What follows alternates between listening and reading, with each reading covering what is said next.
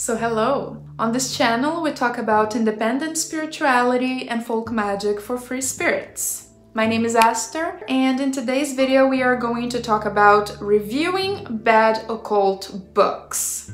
If you've been on the spiritual/witchcraft community for a while, you probably have noticed that there aren't really that many book review videos where the book is being criticized negatively. And the other day, Ivy the Occultist, hi Ivy, not sure if she's gonna watch this, but anyway, the other day she published a video on her channel talking exactly about this topic, and even though she already knows what I think about this theme, I thought it would be a good idea to bring the discussion also over here to my channel and share my point of view with the general public. So first of all, what exactly would be a bad occult book?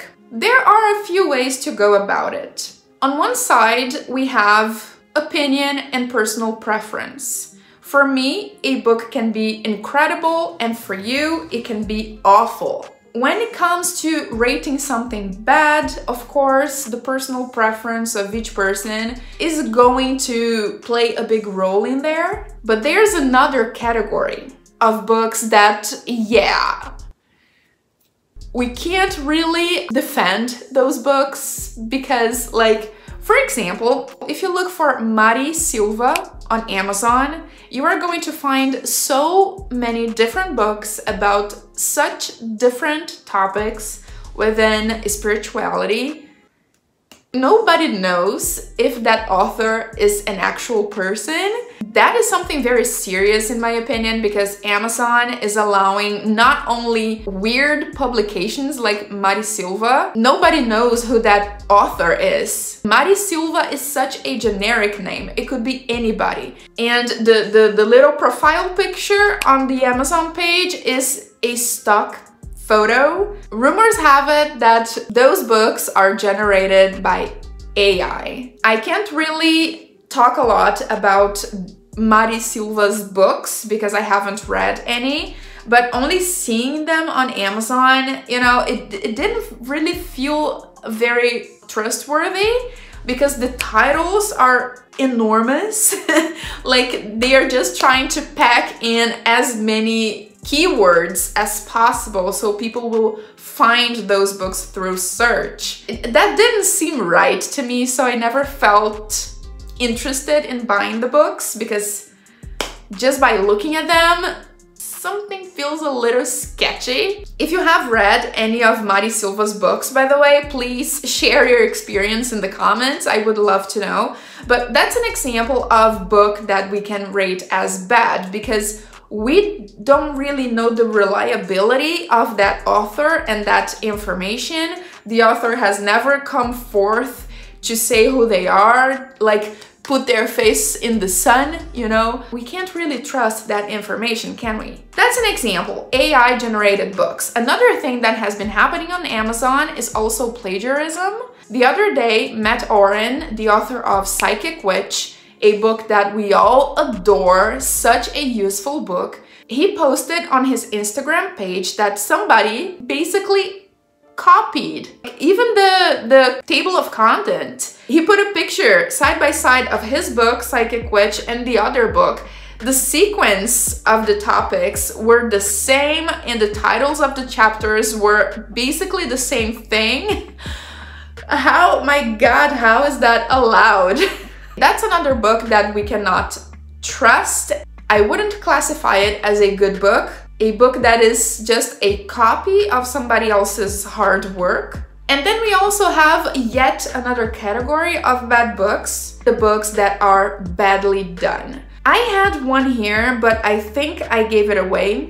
I think I don't have it anymore. It was a book on sigils. As you guys know, I have mentioned on my book review of spirit work, links up here and in the description if you haven't seen that video already. But I like to give a chance to self-published authors because many times people who deserve an opportunity don't really get it. I don't really know how it works to be published by a publishing house, but I reckon it's not something like simple to do. It is totally valid for a person to go ahead and publish themselves independently. And it is very nice that Amazon offers that possibility to people. But on the other hand, when a book is self-published, you can't really know if it is well done or not, if it is well put together or not. Syrian Shadow's book, the book about spirit work, was really very well done from the cover image to the content. But this other book I was talking about, it was, my God, that book was a catastrophe. Some people just have the talent for writing, or for speaking for that matter. Some people just have it, you know, storytelling and building narratives. Some people just have it in them to write very well, and other people don't. And that's okay, you know, to each their own. Each person has their gifts and talents. That's all right. But when somebody who doesn't really have the talent for writing decides that they're gonna self-publish something, yeah, it's not gonna work. My God, that book was so bad that I didn't even have the chance of enjoying the content and like the information, because it was done in such a poor way. There were a lot of repetitions and mistakes, and the images and little tables, they were so small. We couldn't see things. Like, if there had been some revision, somebody to at least proofread, somebody else to proofread for them, I think that book could have been better. So there we have it. These are different ways of classifying bad books, I would say.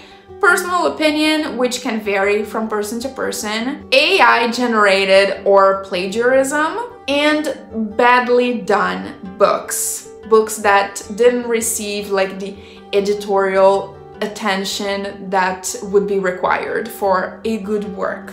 Actually, there's another category that I would add that are the books that I call Instagram books. These books are just pretty, very good looking and Instagrammable, but the quality of the information is very questionable because the goal behind those books is to sell and not to be informative. Now, with that being said, there are positive ways of putting out a negative critique. I'm gonna get a book that I actually like very much, so it's just an example, okay? Moon Spells. I have a review here on the channel. It's gonna be linked up here and in the description, you already know. But let's say, for example, oh, this book is horrible, this book is a piece of shit. I don't think anybody should read it ever. It's a waste of time, it's a waste of money. I hate it. I hate it. That was a little bit exaggerated, but anyway. That is first and foremost disrespectful and unprofessional. It's not the way to criticize anything, but it's a different matter if somebody would say something like, oh, this book. I would say that the positive side of this book is X, Y, and Z, because I believe A, B, and C. So these parts of the book are very coherent and very nice and very useful and very informative. But I believe that the information was shallow. I believe the information was not very deeply researched. You see the difference? By the way, I adored this book. I think it is a very good one for beginners. It was the first book that I've read on magic, so it's very near and dear to my heart. This is just an example. And I do believe that it would be useful for the general public if they would have access to complete, like 100% honest reviews, because then a person who is thinking about buying a book, they could look for a review online and being sure about what they are getting. However, even if you are very polite and very careful with the words you are choosing to talk about the negative aspect of a book, in your opinion, you could end up offending someone. I think that in the booktube community, which is a niche of YouTube, I would say, where people talk about literature in general, I think it's really okay for people to negatively criticize a book. the authors will not get offended. Like, for example, if I come here and I say that The Fault in Our Stars is a terrible book, I don't think John Green will be offended. I don't even think he's gonna see this in the first place. He's too busy being successful, okay? If I like his book or not, whatever, he is successful with the work he did. The spiritual community, on the other hand, I'm not saying that the authors are not successful, because, like, for example, Jason Miller, Matt Oring, they are tremendous sales success. People really like their work, so it's not about being successful or not. So first point is that the spiritual community is very narrow. Everybody knows everybody. I was in shock the day that Olivia Graves told me she loved my videos, okay? I thought I was here in the corner talking to myself, and then all of a sudden people were like, oh yeah, Aster, oh yeah, I love your stuff. You what? And I think that some people who put themselves out there as authors, they can't really handle criticism well. They sometimes are very insecure about what they are writing, and if somebody points something negative out in their works, they will be offended because they want to have a good name. They want to build a good name for themselves, and they want to be recognized for having done something awesome, not for having done something that people are criticizing. And I totally understand that. I'm not an author, but I do have a couple of self-published PDF ebooks. I know how much work it is, and the things that I've written, they are like less than 100 pages. So imagine the amount of work that it is to put together something that is 300 pages long.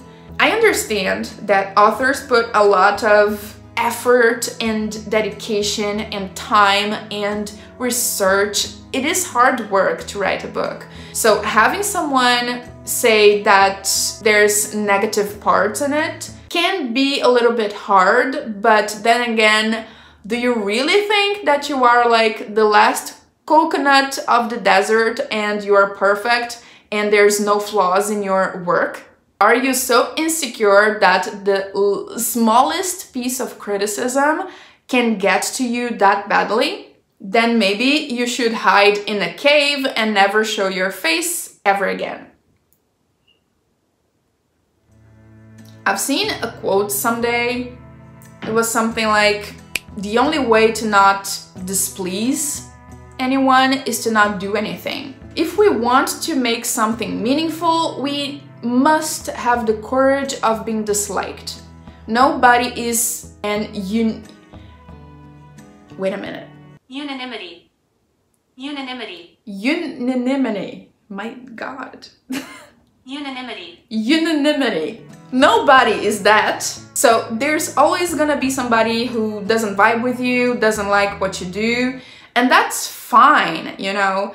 I'm gonna share an experience that I've had. One day, like a long time ago, I had like 100 followers on my Instagram account. By the way, follow me on Instagram. One day, I had the idea of publishing a Reels talking about a book I had read. I decided to divide that Reels into the positive parts of the book and the negative parts of the book, in my opinion. So, positives and negatives. I talked about the positives first and the negatives second, saying that, oh, these parts, maybe they are not for everybody, and maybe the author could have focused a little less. It felt like this was the only thing the book talked about. You cannot imagine my surprise when I opened my Instagram sometime later and the author was messaging me, wanting me to explain to them like what was negative about their book. Like, for real, does my opinion matter that much that you need me to explain it to you? Okay. I took down the Reels and everything, but that tells me that in this spiritual context, we don't really have the freedom to say something negative because we don't really know how the other person will respond. And I have another example to give, but of a book that I had some maybe negative remarks to make, and I didn't because I was afraid. I was afraid of offending the author without having that intention, and that is the Book of Science by Clara Goodchild. It was the first book review I've published on the channel. I had a few remarks about that book that, in my opinion, weren't so great or could have been different.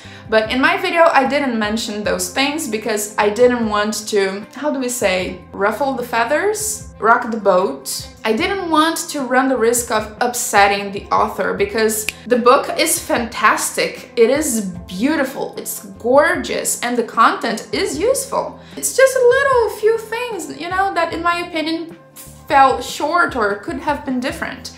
And now I hope she's not gonna text me wanting an explanation. I hope not. Please don't be mad at me. Yeah, when you put your work out there, people will have opinions about it. Some of those people will be very rude about what they think, and others will be respectful even though they don't agree with you on everything. And that's life. And by the way, this reminds me that I am thinking about adding unfiltered book reviews on my Patreon page. Yes, because I have just launched a Patreon page. It has 3 posts so far, but that's just the beginning. I mean, I launched it last week. And I think it would be interested to add that to my page because it is something that the public wants to see, but at the same time, it is complicated for the creators to share their opinions unfiltered because we could unintentionally offend somebody else, and we don't want to be in bad terms or have conflicts with people that we actually admire a lot. Would you like to see unfiltered book reviews on my Patreon? Leave it in the comments below. And if you like what I do on the internet, check out my page.